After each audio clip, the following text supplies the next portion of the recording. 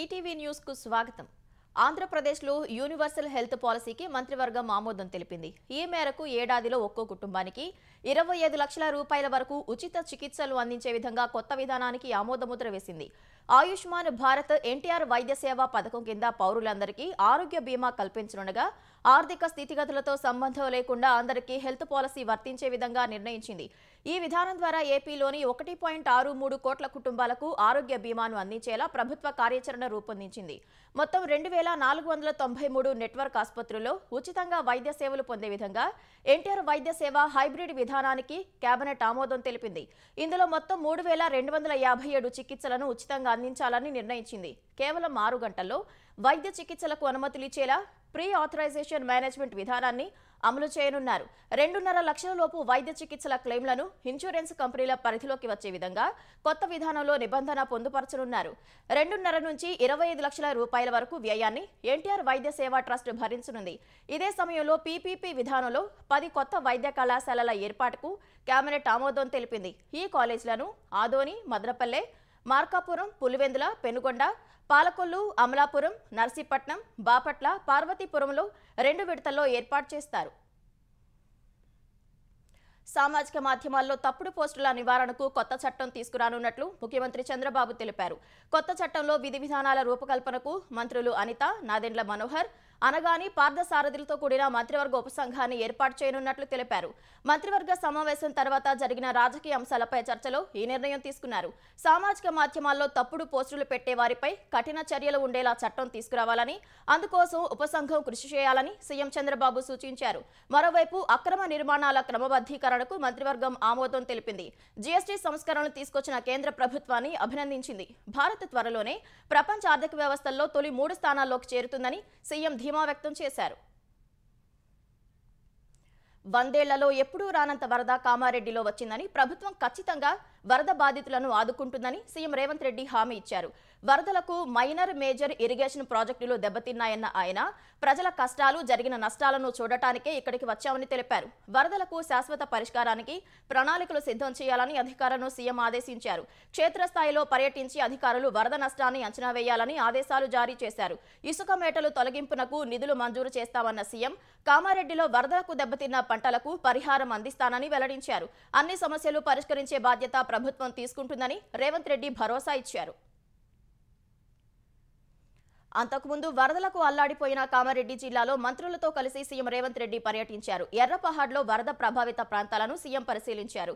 లింగంపల్లి, కుర్దు, ఆర్ఎండ్బి బ్రిడ్జిను పరిశీలించిన రేవంత్ రెడ్డి వరదల సమయంలో బ్రిడ్జ్ పరిస్థితిపై ఏర్పాటు చేసిన ఫోటో ఎగ్జిబిషన్ను సందర్శించారు. తాత్కాలిక మరమ్మతులతో సరిపెట్టకుండా బ్రిడ్జ్ నిర్మాణానికి పూర్తిస్థాయి ప్రణాళికలు సిద్ధం చేయాలని అధికారులను ఆదేశించారు. భవిష్యత్తులో ఇలాంటి పరిస్థితులు తలెత్తకుండా బ్రిడ్జ్ కమ్ బ్యారేజ్ లేదా బ్రిడ్జ్ కమ్ చెక్ డ్యాం తరహాలో నిర్మాణం సాధ్యాసాధ్యాలను పరిశీలించాలని సూచించారు. అందుకు ప్రతిపాదనలు సిద్ధం చేయాలని ఆదేశించారు. తర్వాత లింగంపేట మండలం బురుగిద్దలో దెబ్బతిన్న పొలాలు, రోడ్లు, జీఆర్ కాలనీని సీఎం పరిశీలించారు.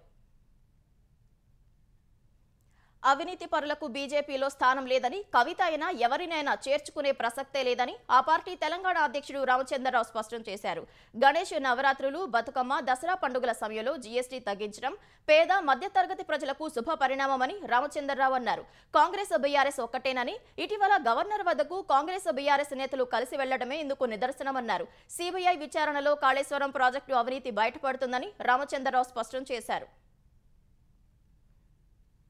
పేదలకు ఉపయోగపడే విద్య, ఆరోగ్య సంరక్షణ, వ్యవసాయంలో జీఎస్టీ స్లాబ్ సవరించడాన్ని స్వాగతిస్తున్నట్లు సీఎం చంద్రబాబు తెలిపారు.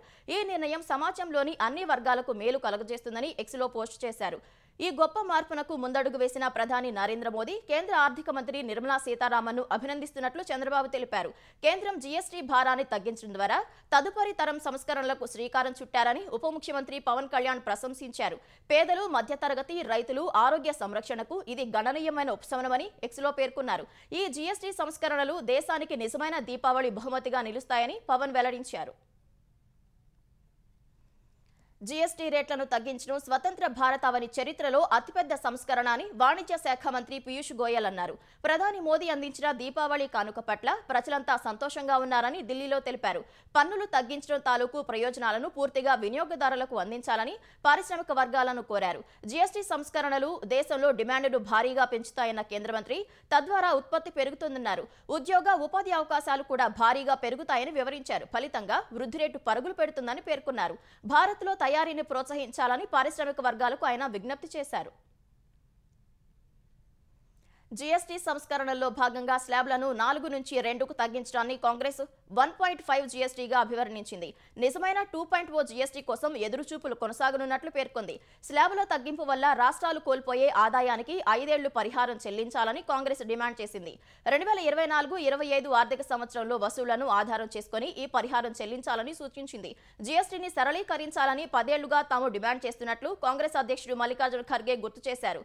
వన్ నేషన్ వన్ ట్యాక్స్ ను మోదీ సర్కార్ వన్ నేషన్ 9 ట్యాక్స్ గా మార్చినట్లు విమర్శించారు. ప్రధాని నరేంద్ర మోదీ గుజరాత్ సీఎంగా ఉన్నప్పుడు జీఎస్టీని తీవ్రంగా వ్యతిరేకించినట్లు చెప్పారు. ఇప్పుడు ఆయన నేతృత్వంలోని బీజేపీ ప్రభుత్వం రికార్డు స్థాయిలో జీఎస్టీ వసూలు చేస్తుందని ఖర్గే ఆరోపించారు.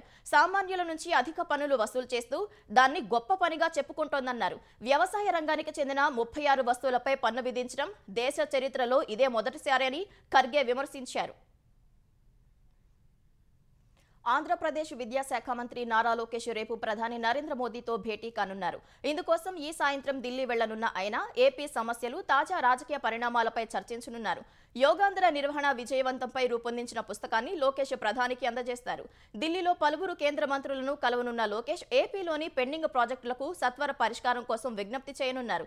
తర్వాత విజయవాడ రానున్న ఆయన అక్కడ జరిగే గురు పూజోత్సవ కార్యక్రమంలో సీఎం చంద్రబాబుతో కలిసి పాల్గొంటారు.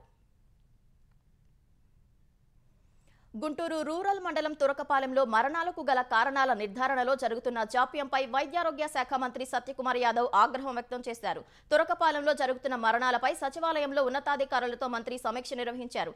మరణాలకు కారణాల నిర్ధారణలో జాప్యం ఎందుకు జరుగుతుందని అధికారులను మంత్రి ప్రశ్నించారు. జూలై నుంచి ఈ రోజు వరకు 23 మరణాలు జరిగితే ఎందుకు అప్రమత్తం కాలేదని నిలదీశారు. క్షేత్రస్థాయిలో ఆశా, ఏఎన్ఎం, మెడికల్ ఆఫీసర్లు ఏం చేస్తున్నారని ప్రశ్నించారు. గుంటూరు ప్రభుత్వ మెడికల్ కాలేజ్ ల్యాబ్ నుంచి వచ్చే రక్త నమూనాల పరీక్షల ఫలితాలు అనుగుణంగా చర్యలు తీసుకోవాలని అధికారులను సత్యకుమార్ ఆదేశించారు. ఏపీ మద్యం కుంభకోణం కేసులో సిట్ అధికారుల సోదాలు కొనసాగుతున్నాయి. తిరుపతి గ్రామీణం తుమ్మలకుంటలో తనిఖీలు కొనసాగిస్తున్నారు. వైసీపీ నేత చెవిరెడ్డి భాస్కర్ రెడ్డి ఇంట్లో విస్తృత తనిఖీలు చేపట్టారు. చెవిరెడ్డి ఇంటికి నిన్న తాళం వేసి ఉండటంతో వెనుదిరిగిన అధికారులు ఇవాళ భాస్కర్ రెడ్డి ఇంట్లో సోదాలు చేస్తున్నారు. ఈ కేసులో 79 రోజులుగా చెవిరెడ్డి భాస్కర్ రెడ్డి జ్యుడిషియల్ రిమాండ్లో ఉన్నారు. ఆయన కుమారుడు చెవిరెడ్డి మోహిత్ రెడ్డి 39వ నిందితుడిగా ఉన్నారు. చెవిరెడ్డికి చెందిన హైదరాబాద్లోని కార్యాలయాల్లో కూడా నిన్న అధికారులు తనిఖీలు చేశారు. సిబిఆర్ ఇన్ఫ్రా పేరుతో చిత్తూరులో ఉన్న విజయానంద్ రెడ్డి ఇంట్లో నిన్న తనిఖీలు నిర్వహించారు. నాగర్ కర్నూలు జిల్లాలో 3 పిల్లలు కనిపించకుండా పోయిన కేసును పోలీసులు ఛేదించారు. 3 పిల్లల మృతదేహాలు గుర్తించిన పోలీసులు వారిని కన్న తండ్రే పెట్రోల్ పోసి తగలబెట్టినట్లు అనుమానిస్తున్నారు. ప్రకాశం జిల్లా ఎర్రగొండపాలెం మండలం పెద్దబోయపల్లికి చెందిన గుత్తా వెంకటేశ్వర్లు గత నెల 30న భార్య దీపికతో గొడవపడి 2 కుమార్తెలు, కుమారుడిని బైక్పై తీసుకుని బయటకొచ్చాడు. వెంకటేశ్వర్లు నిన్న అనుమానాస్పద స్థితిలో శవమై కనిపించగా ఇవాళ 3 పిల్లల మృతదేహాలు లభ్యమయ్యాయి. ఉప్పునుంతల మండలం సూర్యతండ వద్ద 2 చిన్నారుల మృతదేహాలు దొరకగా కల్వకుర్తి మండలం తాండ్ర శివారులో మరో చిన్నారి మృతదేహం లభ్యమైంది.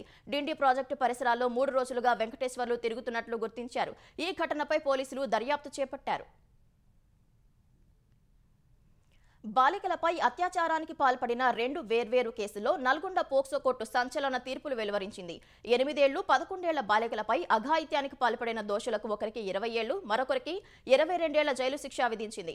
2018లో 8 ఏళ్ల బాలికపై లారీ క్లీనర్ భాస్కరాచారి అత్యాచారం చేశాడు. 2019 నుంచి ఈ ఘటనపై కోర్టులో వాదోపవాదాలు జరగా ఇవాళ నల్గొండ పోక్సో కోర్టు తీర్పు వెలువరించింది.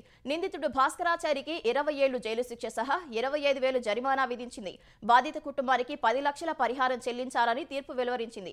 అటు 2016లో 11 ఏళ్ల బాలికపై అత్యాచారం కేసులో దోషి యాదయ్యకు 22 ఏళ్ల జైలు శిక్ష, 35,000 జరిమానాను విధించింది. బాధితులకు 10,50,000 పరిహారం అందించాలని తీర్పు వెలువరించింది. National institutional ranking framework NIRF ర్యాంకుల్లో ఐఐటి మద్రాస్ వరుసగా 7వ సంవత్సరం దేశంలో మొదటి ర్యాంకు కైవసం చేసుకుంది. కేంద్ర విద్యాశాఖ మంత్రి ధర్మేంద్ర ప్రధాన్ విడుదల చేసిన ఎన్ఐఆర్ఎఫ్ ర్యాంకుల్లో బెంగళూరులోని Indian institute of science IISc 2వ స్థానంలో నిలిచింది. తర్వాత IIT Bombay, IIT Delhi, IIT Kanpur 3, 4, 5వ స్థానాల్లో ఉన్నాయి. విశ్వవిద్యాలయాల ర్యాంకింగ్స్ లో ఐఐఎస్సి బెంగళూరు మొదటి స్థానంలోనూ, ఢిల్లీలోని జవహర్లాల్ నెహ్రూ యూనివర్సిటీ 2వ స్థానంలో నిలిచింది. 3, 4వ స్థానాల్లో Manipal academy of higher education, ఢిల్లీలోని జామియా మిలియా ఇస్లామియా ఉన్నాయి. కాలేజీల జాబితాలో ఢిల్లీ యూనివర్సిటీ పరిధిలోని హిందూ కళాశాల అగ్రస్థానంలో ఉంది. Miranda house, Hansraj, Kirori mall కళాశాలలు 2, 3, 4 స్థానాల్లో నిలిచాయి. సెయింట్ స్టీఫెన్స్ కళాశాల 5వ స్థానంలో ఉంది. ఓపెన్ యూనివర్సిటీల జాబితాలో ఇందిరాగాంధీ నేషనల్ ఓపెన్ యూనివర్సిటీ మొదటి స్థానం దక్కించుకోగా, మైసూరులోని కర్ణాటక ఓపెన్ యూనివర్సిటీ 2వ స్థానంలో ఉంది. యమునా నది ఉధృతితో ఢిల్లీ పరిసర ప్రాంతాల్లోని లోతట్టు కాలనీల పరిస్థితి దారుణంగా ఉంది. అనేక ప్రాంతాలు జల దిగ్బంధంలో చిక్కుకున్నాయి. ఇళ్లలోకి వరద చేరటంతో ఆయా ప్రాంతాల ప్రజలు తీవ్రంగా ఇబ్బంది పడుతున్నారు. రోడ్లపై కూడా మోకాలు లోతుల వరద నీరు నిలిచింది. చాలా ప్రాంతాల్లో ట్రాఫిక్ ను మళ్లించారు. యమునా నది ప్రమాద స్థాయి 205.33 అడుగులు కాగా, ఉదయం ఢిల్లీ పాత రైల్వే వంతెన వద్ద 2007.48 అడుగులకు పెరిగింది. ఈ కారణంగా యమునా బజార్, మొనాస్టారీ మార్కెట్లు జలమయమయ్యాయి. చాలా వరకు ఇళ్లు జల దిగ్బంధంలోనే ఉన్నాయి. కొద్దిపాటి వస్తువులతో సహాయ శిబిరాలకు వెళ్లిన ప్రజలకు నిరాశ ఎదురైంది. అక్కడ కూడా వరద పోటెత్తగా మరో చోటకి తరలి వెళ్లారు. ఢిల్లీ ముఖ్యమంత్రి, కేబినెట్ మంత్రులు, కీలక విభాగాల అధికారుల కార్యాలయాలు ఉన్న సచివాలయం వద్దకు కూడా వరద నీరు చేరింది. వాసుదేవ్ ఘాట్, మయూర్ విహార్ ఫేజ్ 1 వంటి లోతట్టు ప్రాంతాలను వరద ముంచెత్తింది. ఢిల్లీ రాజధాని ప్రాంతంలో పలుచోట్ల నీరు నిలిచి భారీగా ట్రాఫిక్ జామ్ అవుతుంది. అలీపూర్ ప్రాంతంలో జాతీయ రహదారిపైనే లోతైన గొయ్యి ఏర్పడింది. సివిల్ లైన్స్ ప్రాంతంలో కార్లు నేట మునిగాయి. బేలా రోడ్డు, కశ్మీరిగెట్ పరిసరాల్లో వర్షం నీరు నిలిచింది. జార్ఖండ్లోని పాలము జిల్లాలో మావోయిస్టులతో జరిగిన ఎదురుకాల్పుల్లో 2 జవాన్లు అమరులయ్యారు. మరొకరు గాయపడ్డారు. మనాటు పోలీస్ స్టేషన్ పరిధిలోని కేదాల గ్రామంలో అర్ధరాత్రి భద్రతా బలగాలు గాలింపు జరుపుతుండగా నక్సల్స్ తారసపడ్డారు. వెంటనే మావోయిస్టులు భద్రతా సిబ్బందిపై కాల్పులు జరపగా అందులో 3 జవాన్లు గాయపడ్డారు. క్షతగాత్రులను సమీప ఆసుపత్రికి తరలించగా అప్పటికే 2 మృతి చెందినట్లు వైద్యులు నిర్ధారించారు. మృతులు శాంతన్ మెహతా, సునీల్ రాయ్గా గుర్తించారు. మరొకరు చికిత్స పొందుతున్నట్లు అధికార వర్గాలు తెలిపాయి. మరోవైపు మావోయిస్టుల కోసం గాలింపు కొనసాగుతోందని పోలీసులు తెలిపారు. అక్రమ బెట్టింగ్ యాప్స్ కు సంబంధించిన మనీ లాండరింగ్ కేసులో మాజీ cricketer Shikhar Dhawan enforcement directorate ED విచారణకు హాజరయ్యారు. 1xBet అనే చట్టవిరుద్ధమైన బెట్టింగ్ యాప్ కు సంబంధించి దర్యాప్తు కోసం ధవన్ కు ఈడీ సమన్లు పంపగా ఈ ఉదయం 11 గంటలకు సెంట్రల్ ఢిల్లీలోని ఈడీ కార్యాలయానికి వెళ్లారు. మనీ లాండరింగ్ నిరోధక చట్టం కింద ధవన్ వాంగ్మూలాన్ని ఈడీ నమోదు చేసింది. 1xBet యాప్ తో ధవన్ కు ఉన్న సంబంధంపై ఈడీ ఆరా తీస్తున్నట్లు తెలుస్తోంది. బెట్టింగ్ యాప్ల అక్రమాల కేసు దర్యాప్తులో భాగంగా ఈడీ పలు రాష్ట్రాల్లో ఇప్పటికే సోదాలు నిర్వహించింది. పలువురిని ప్రశ్నించింది. మనీ లాండరింగ్ తో ముడిపడిన ఆన్లైన్ బెట్టింగ్ యాప్ ప్రచారం కేసులో గత నెలలో మాజీ క్రికెటర్ సురేష్ రైనాను ఈడీ ప్రశ్నించింది.